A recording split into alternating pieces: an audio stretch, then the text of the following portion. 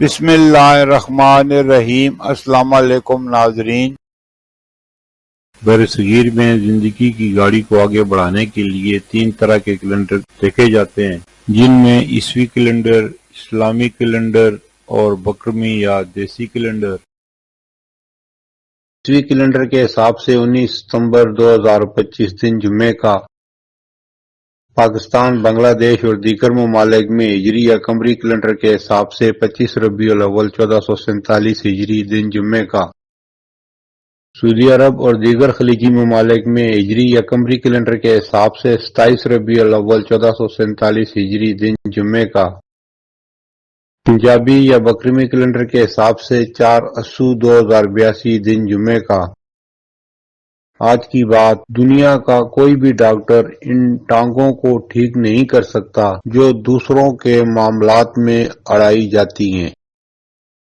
ماضی کے دریچوں سے چند واقعات جو پاکستان اور مسلمانوں سے متعلق ہیں۔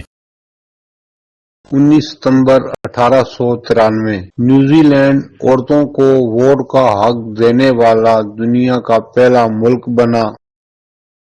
19 ستمبر 1952 پاکستان کے پہلے وزیراعظم لیاقت علی خان کے قتل کی تحقیقات کے لیے ہائی پاور کمیٹی کا قیام عمل میں آیا۔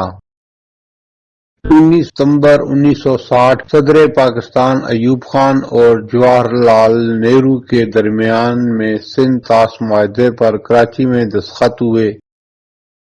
19 ستمبر 1969 سابق صدر جنرل ایوب خان نے سیاست سے ریٹائرمنٹ کا اعلان کیا، جو 1958 سے اقتدار میں تھے۔ 19 ستمبر 1973 وزیراعظم ذوالفقار علی بھٹو کا دورہ امریکہ، صدر نیکسن کی طرف سے پاکستان کی سالمیت کی بھرپور حمایت۔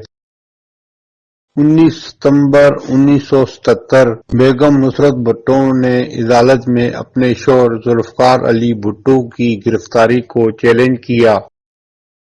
19 ستمبر 1979 افغانستان کے نئے صدر حفیظ اللہ امین نے صدر جنرل ضیاء الحق کو کابل کے دورے کی دعوت دی۔